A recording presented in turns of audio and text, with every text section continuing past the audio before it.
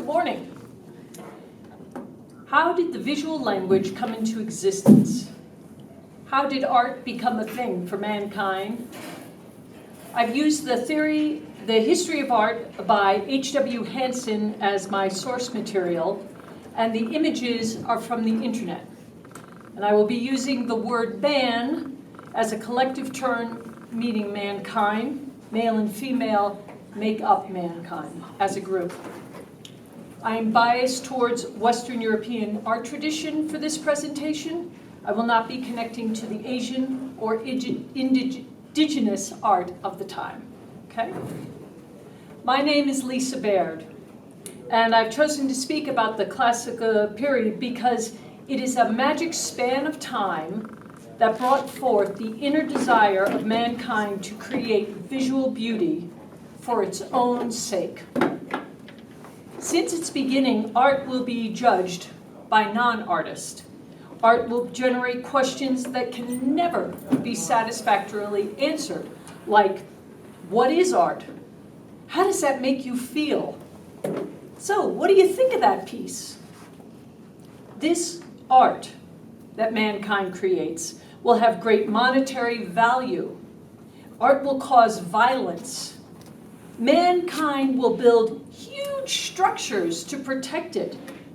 We will spend lifetimes looking at it, studying it, even destroying it. And the question is, how did this mania come to be? When we talk of art, we begin with the classical period.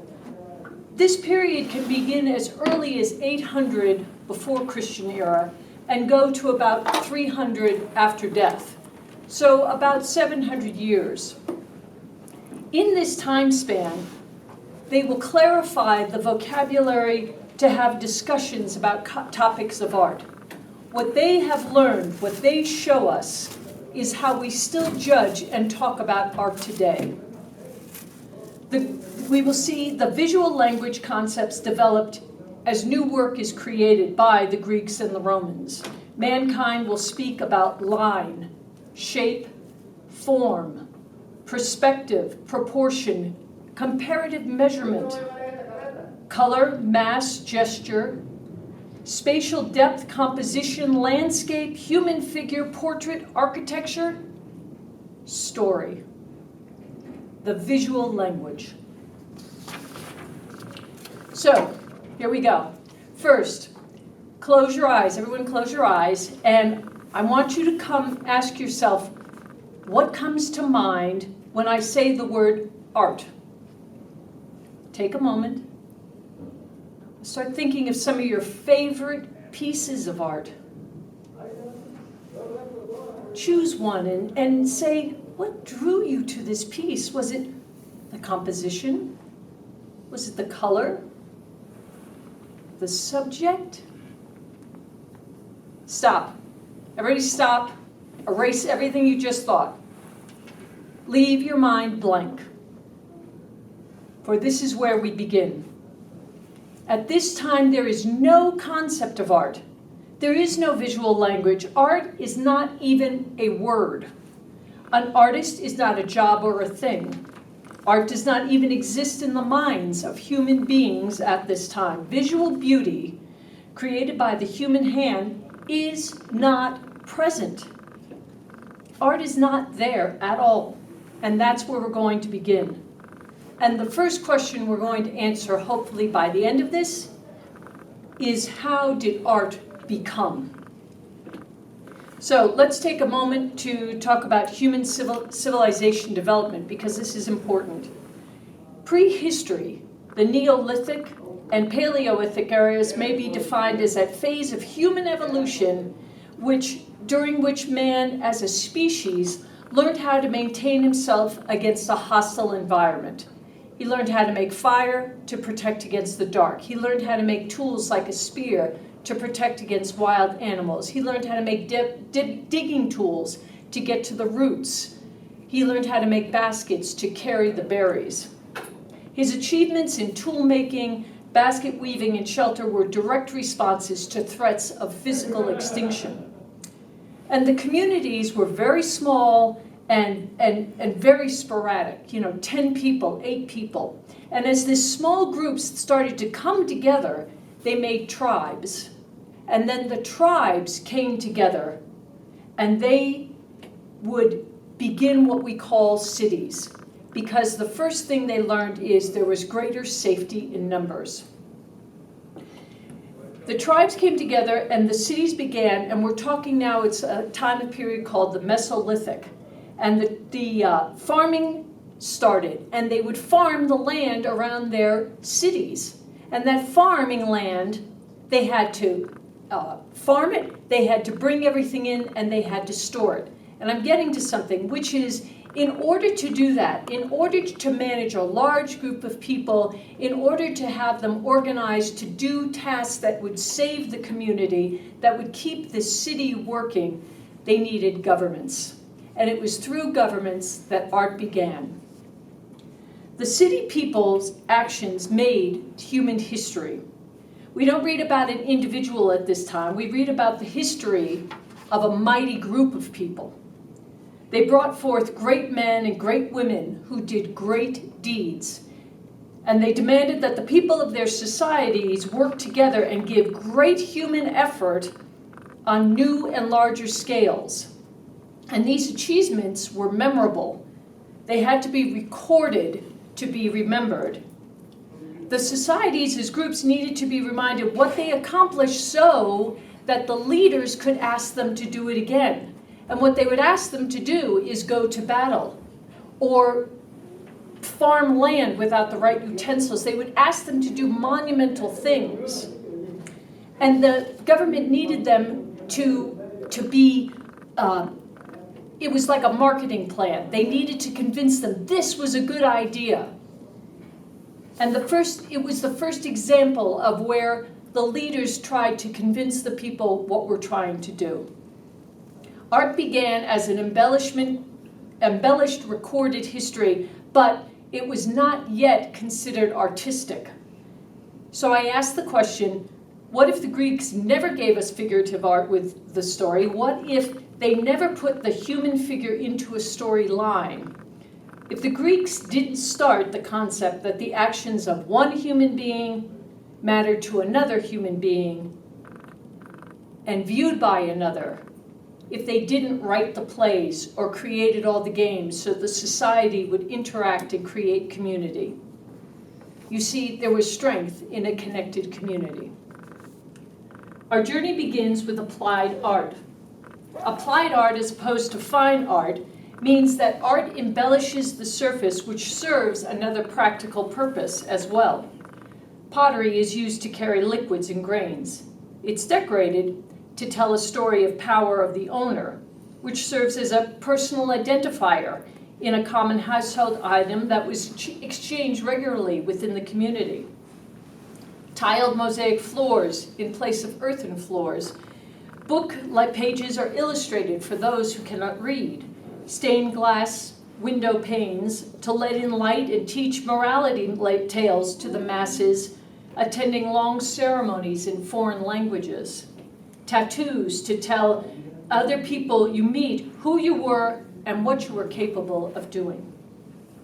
Vase paintings begin with geometric designs, and they will evolve into applied art surface for figure drawing and storytelling. The basic symbolic gestures, shapes, are taken from nature that the Greeks saw around them. A fish is made out of a flattened circle and a triangle. A soldier is simplified to a circle, triangle, oval with a rectangle. The use of repeated shapes to create patterns. They use different line weights to delineate stories. And when finished, the images put together told a whole story. The everyday pottery was the medium to carry the message. Presently, we use those same limited number of core shapes connect to one another. We put them at different angles. We sometimes put spaces in between to create a new symbol. We've seen them in children's toys. We make a rocket ship or a cell phone, a wind turbine, automobiles. We start with basic shapes that we've all learned here. the box, the cylinder, the sphere, and line.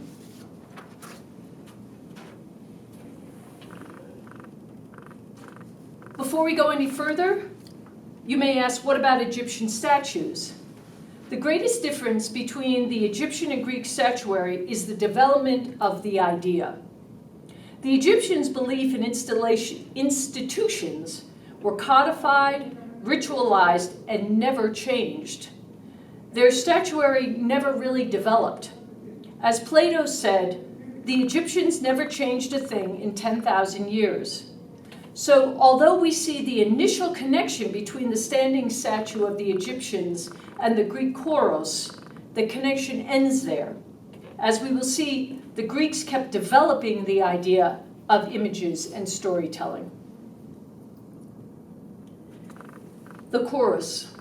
There are numerous Greek statues called the chorus, freestanding, naked, with perfectly proportioned bodies. They use the basic shapes of the box, the sphere, and the cylinder to recreate human form. But they were meant to be representative rather than individualistic. They were symbols to prop up their belief in perfection of the human form as godlike.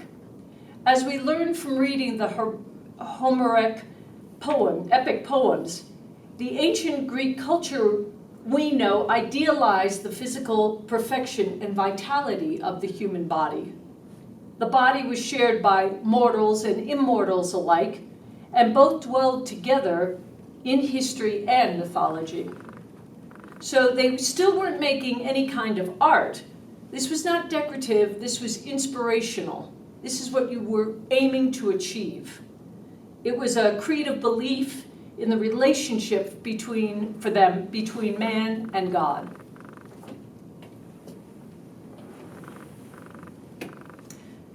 Now, when the Greeks started building their temples in stone, they also fell heir to the age-old tradition of architectural sculpture. Reliefs are a work integrated with the structure, yet also a separate identity. It's like a billboard today. The reliefs carried a message. The reliefs could be removed and replaced. What is important is that the reliefs are created by the building craftsmen because they're familiar with the materials. These weren't done by artists. The same guys who chiseled out the stone blocks are the same ones who did this type of work. The craftsman was first an engineer, and he knew the properties of stone. That's why he did it. The craftsmen were asked to record an important event and put it in a place where everyone could see it. And the message was, let's remember the glory and the sacrifice of our city, our society. And battles, of course, were a common subject. And they wanted to make battles a heroic thing so that when people died, it was for a cause.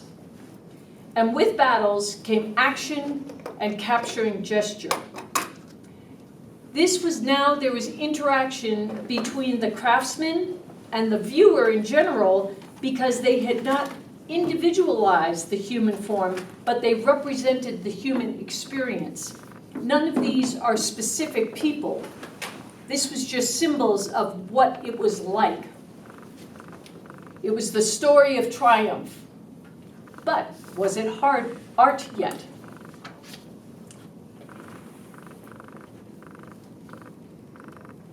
When we take a plaster cast off the shelf, okay, now we're in the classroom. When you take a plaster cast off the shelf and shine a single light on it, we recognize that the light source has changed how we feel about that block of plaster, right? What happens to the Greek viewer? What happens to the Greek viewer when it's late at night and they're walking by the temple and they have a torch and they look up at the pediment and they see the battle scene, only that viewer lost their father or their brother or their child? The way the light hits the relief changed it. Now they start to think about form. Something from 2D is now going to 3D. And with that unique lighting, the images then begin to bring to mind to the viewer the different emotions as they relate to the image? And how did a viewer who lost her husband or her child think about how it was being memorialized? They started to have an opinion with what was put up as a recording of an event. The viewer had something to think about. They became involved in the scene. This fallen soldier, soon relief work was abandoned, and separate statues were beginning to be placed in sequences. In addition, they were designed, it wasn't just thrown up there, they had to think about the space in what they were going to be put. They were designed to fit into a triangular pediment. Perspective, proportion, rational figure measurement are now being added to their visual language. It's growing. The figures are seen individually show that the craftsmen are adding the nobility of spirit to the figure. These men, we sense, are suffering, are carrying out what fate has decreed with tremendous dignity and resolve. The craftsman is giving the inanimate object human emotion, which will affect the viewer, causing a connection and a response. The craftsman is learning that his work can stand out. So he's beginning to see that he can make something different from all the rest. And the craftsman is sought out to do more of this type of work. The craftsman starts to grow in his experimentation of what he can express in stone. He is becoming creative. He is looking at how humans move and stand and group to listen, to fight when they're at the market. This young man not only stands, but he stands at ease. The artist has observed balance, non-symmetry. Contrapposto, the leg that carries the weight is engaged and the other leg is free. It's a very basic discovery, we think, but now there's animation in the bodies. We've gone from the choros to contrapposto. They notice that when something heavy is carried, that the body changes its shape. The craftsman noticed that changes in the body when you sit or lay down. Life is beginning to suffuse the whole body and would reach its full development within 50 years. This is the discobus. The conquest of movement in the freestanding statue brings us gesture, fluidity, and balance. Now those are added to the conversation of what they've been learning. This is the three goddesses. It's on the Parthenon pediment. Now we have rounded form, drapery, modeling the form underneath. There's gesture here, line gesture, there's proportion. They've begun with spatial depth. There's an overlapping of one body in front of another, which we know causes depth. This is on the east pediment of the Parthenon. Here we see they're playing with rhythmic grace of a design. They're leading the eye through the frieze with the position of the arms and the angel wings. By the 4th century, sculpture was at its peak for the Greeks. The sculptures were entrusted to different masters by now, and they would the person who was building the structure would ask for the finest craftsmen to do these sort of figures. This is actually was done by a sculptor by the name of Scopas. It's one of the first ones where it's attributed to a specific man. The artist has taken control of the design. There is a decidedly unclassical violence, physical as well as emotional, conveyed through strained movements and passionate facial expressions. The artist's style and composition is specific to Scopas. Now we're beginning to see the hand of the craftsman in the artwork. and he has an opinion, and he wants to tell his version of the story. Therefore, the rhythmic flow, continuity, and harmony, so important before, have been sacrificed so that the figure may have greater scope for sweeping and impulsive gestures. This was all the artist's choice. Here, the artist has begun to use reference, just like when we start a painting or a drawing, and we want to find references of paintings or statues that we want to copy pieces of. The artist, the sculptor who conceived this figure, knew what a Gaul looked like, someone from Gaul. For he has carefully rendered the ethnic type in the facial structure and the bristly shock of hair. There is a necklace, a toque around his neck, and it's another characteristic specifically to the Gauls. The artist specifically sought out a model to tell this story that he wanted to share with the viewer. We now see that the artists are using oblique lines, non-parallel, non-perpendicular. They're foreshortening in the lower bent leg. He uses specific items to dress the model. The pose is planned to convey a message. No longer able to move his legs, the Gaul puts all his waning strength into his arms, as if to prevent some tremendous invisible weight from crushing him against the ground. The artist wanted to evoke sympathy and respect from the viewer.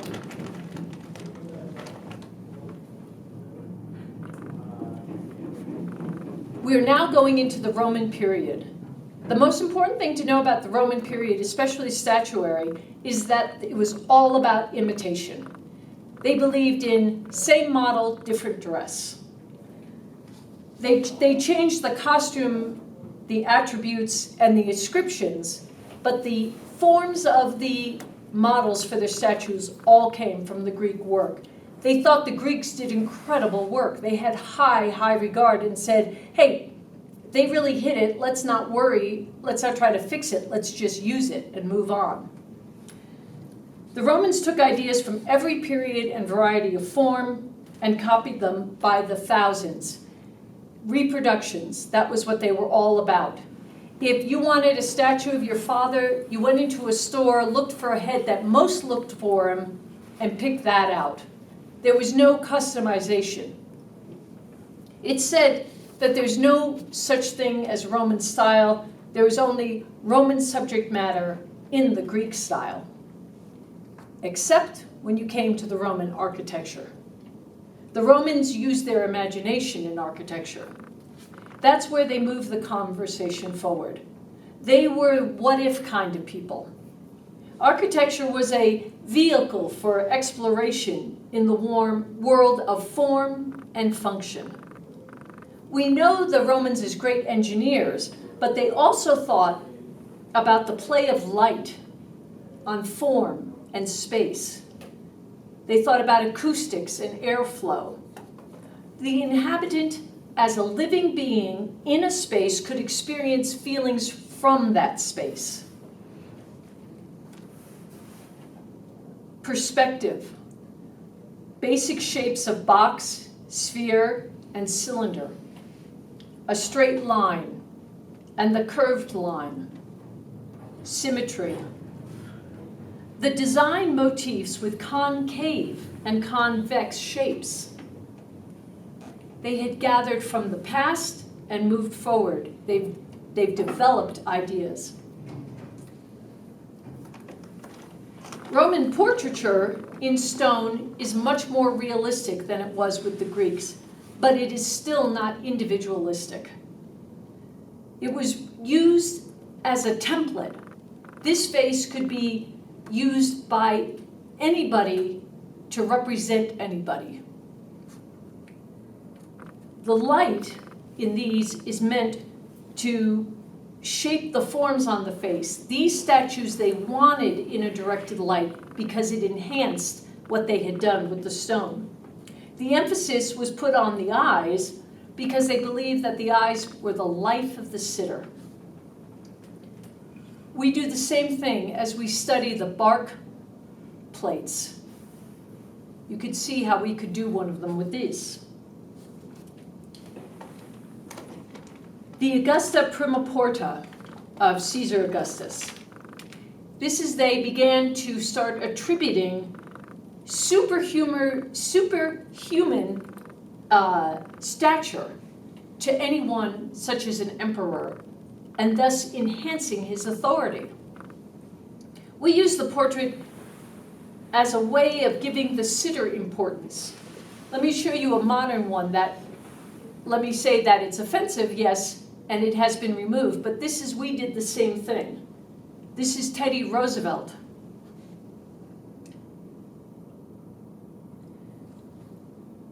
Please note that the year that statue was taken, it was taken away because of its offensiveness.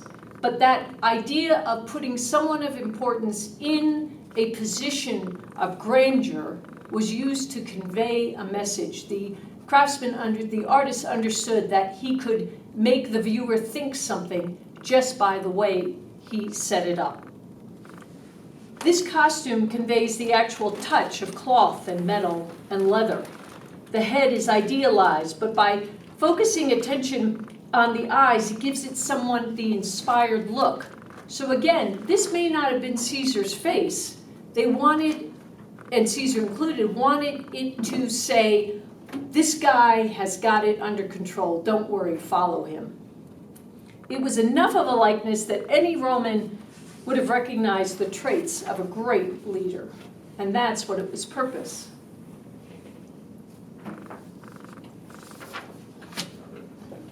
Another difference between the Greeks and the Romans was subject matter. The Greeks were inspirational, where the Romans dealt with the present. These were not like the Greek pentamental friezes. This is the Greek battle of gods and giants at the treasury of Symphonians. The Greeks showed an ideal, timeless world. That procession takes place in a mythical past with mythical creatures and brave soldiers.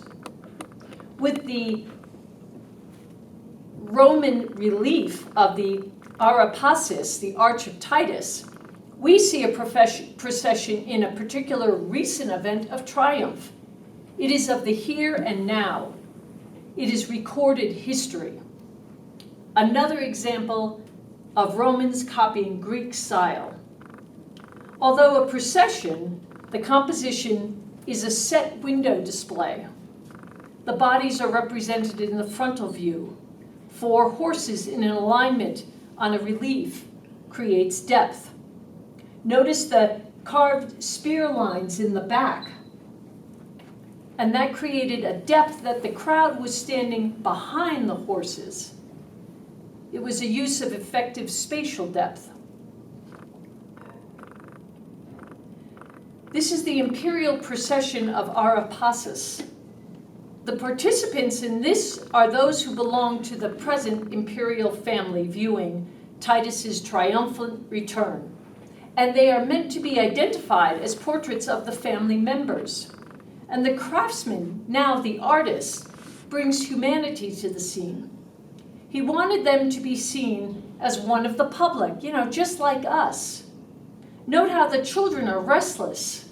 They're messing around. The smaller one is being a pain, and the older one's like saying, knock it off.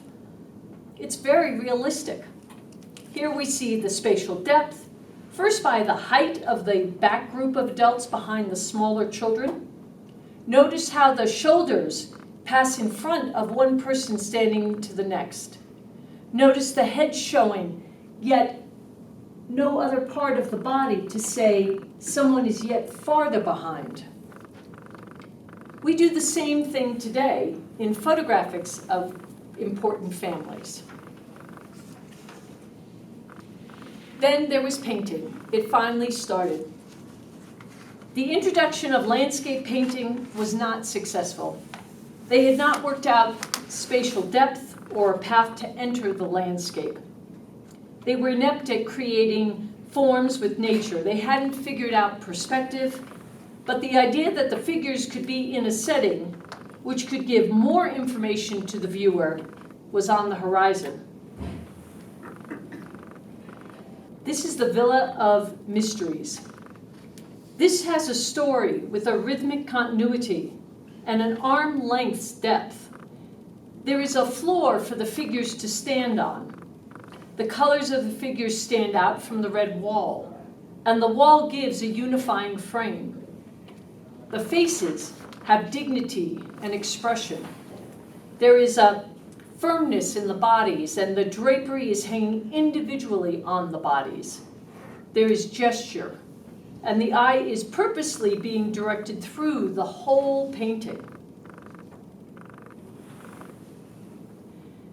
This last slide shows how far they came.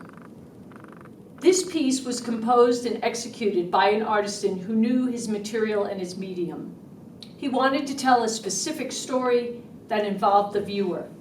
His figures are individuals with feelings and emotions.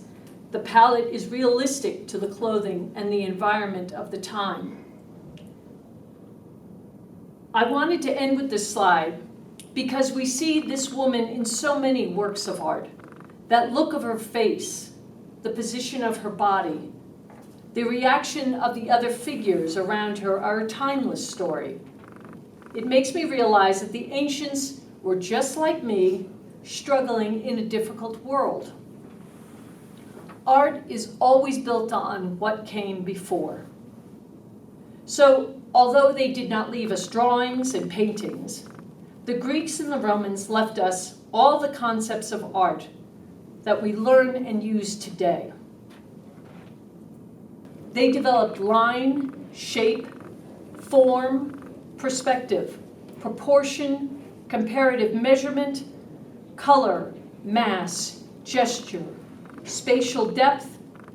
They dealt with landscape, portrait, the human figure, architecture, and they told stories. All we have to do is look.